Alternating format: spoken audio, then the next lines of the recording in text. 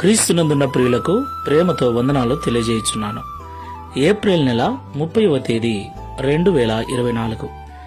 ఈరోజు దేవుడు మనకు చేస్తున్న వాగ్దానం ఏమిటనగా సామెతల గ్రంథము 16వ అధ్యాయము 3వ వచనం. నీ పనుల భారము యెహోవా మీద నుంచుము, అప్పుడు నీ ఉద్దేశ్యములు సఫలమగును. ఆమేన్.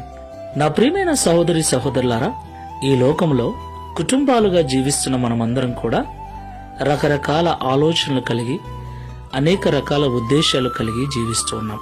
ఎవరి ఉద్దేశాలు వారు నెరవేర్చుకోవటానికి ఎన్నో రకాల ప్రయత్నాలు చేస్తూ ఉంటారు. సేవకులముగా విశ్వాసులముగా ఉన్న మనము కూడా అనేక రకాల ఉద్దేశాలను కలిగి ఈ లోకంలో జీవిస్తూ ఉన్నాం. నా ప్రియులారా, కొన్నిసార్లు మన ఉద్దేశాలు నెరవేర్చుకోవటానికి మనం చేసే పనులు బరువుగాను భారముగాను అనిపించవచ్చు.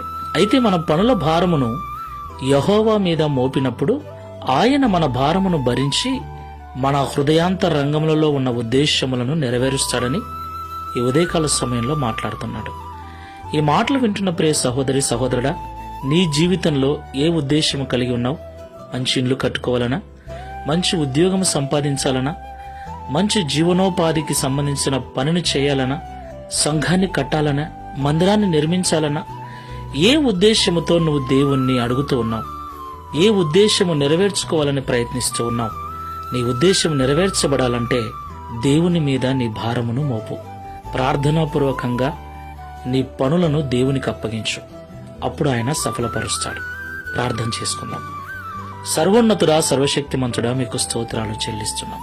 అవును తండ్రి, ఈ లోకంలో జీవిస్తున్న మేమందరము కూడా ప్రత్యేకంగా నిన్ను సేవిస్తూ నీ మార్గంలో నడుస్తున్న మేము అనేక రకాల ఉద్దేశాలతో ఈ లోకంలో జీవిస్తూ ఉన్నాం. ఈ ప్రార్థనలో ఏకీవిస్తున్న వారిలో మందిరము కట్టాలని, ఉద్యోగం సంపాదించాలని, ప్రమోషన్ సంపాదించాలని, ఇండ్లు కట్టుకోవాలని, వ్యాపారం చేయాలని ఏ ఉద్దేశాలతో నిన్ను వెంబడిస్తూ ఉన్నారో, ఏ ఉద్దేశాలు నెరవేర్చుకోవటానికి ప్రయాసపడుతున్నారో వారందరినీ దర్శించండి.